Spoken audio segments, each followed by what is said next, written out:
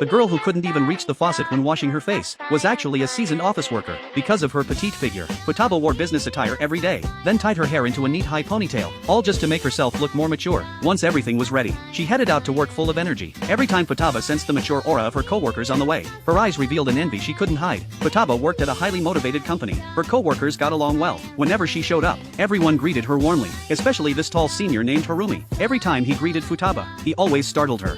Igarashi!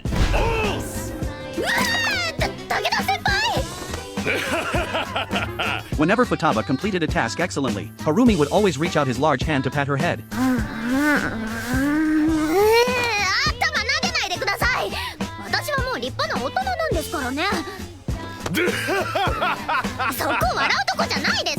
However, Harumi always treated Futaba like a child, which made her feel quite frustrated. But Futaba slowly noticed that whenever they went out for business visits, Harumi would deliberately slow down to wait for her. However, Futaba didn't want him to match her pace, because she valued efficiency in their work. So Harumi simply walked normally, which exhausted Futaba terribly. Soon it was lunchtime, and the two went to a nearby restaurant. Futaba accidentally noticed the plush toy that came with the lucky set meal in the display case. She thought it was cute, but felt embarrassed to show such childishness in front of her senior. Unexpectedly, the attentive Harumi had already noticed. He specifically ordered a lucky set meal, and asked the waiter to give the plush toy directly to Futaba. With Harumi's help, Futaba successfully secured a big order. Just as she was celebrating, a large hand suddenly landed on top of her head.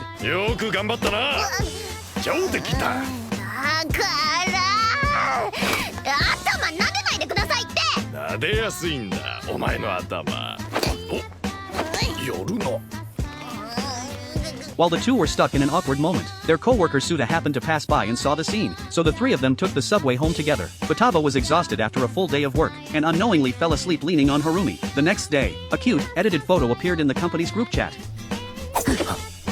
Kazama-san, 何か言い残すことは。落ち着いて、五十嵐。 That day, Futaba and Harumi were called to the office by their supervisor. It turned out that the project they were responsible for had a problem. Futaba took the form handed to her by the supervisor, and after carefully checking it, she realized she had entered the wrong product quantity. But at that moment, Harumi suddenly took all the blame. Futaba felt extremely guilty. Just as she was about to apologize, Harumi unexpectedly stopped her. He said that the person Futaba should apologize to wasn't him. Then he immediately took action, bringing Futaba along to visit the client. 申し訳ありませんでした。本当に申し訳ありませんでした。私のせいで。 When they returned to the company, Futaba felt utterly discouraged. At that moment, Harumi handed her her favorite red bean soup to comfort her. Futaba took a sip, and felt that today's red bean soup was sweeter than ever. Their co-worker Tuko noticed Futaba's low spirits, and invited her to hang out after work to relax. While Futaba hesitated, Harumi also encouraged her to go unwind, saying that feeling better was the most important thing right now. The group played until late at night before leaving the arcade. When Futaba was about to go home, she realized her transit card was missing. It was probably left at her desk, so Futaba returned to the company alone. The darkness and silence around her made her extremely scared. When she finally reached the office, Futaba was surprised to find a light still on near her desk. As she walked closer, she discovered that it was Harumi sleeping there, and beside him were the materials he had stayed up late revising for her.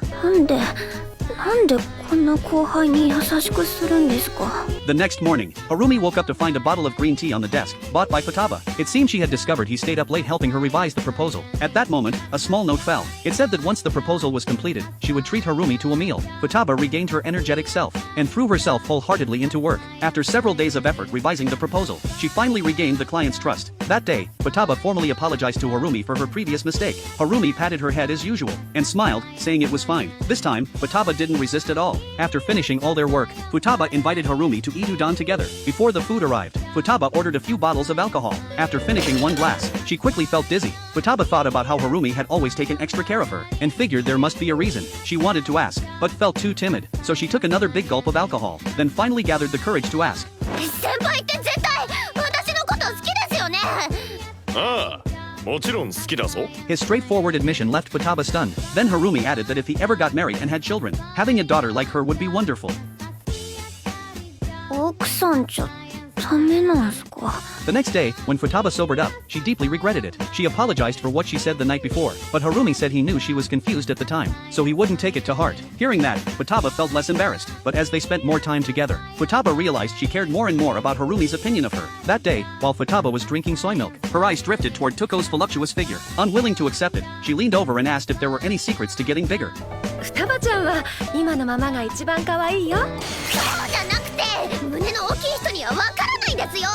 Tuko comforted her, saying everyone has their own worries, and that Harumi wouldn't care anyway, but Futaba felt she should at least reach the average level. And what did this have to do with Harumi anyway? Tuko only gave a sly smile, and didn't answer. After work, Futaba went shopping with her good friend Natsumi. A street stall selling bear-shaped wallets caught their attention. Futaba was instantly captivated by the cute bears, and bought two without hesitation. Later, while the two were picking clothes, Futaba suddenly had a flash of inspiration as she looked at the bear wallets in her hands. She pretended to go into the fitting room to try on clothes, but actually stuffed the two bear wallets into her chest, wanting to see what she would look like more mature.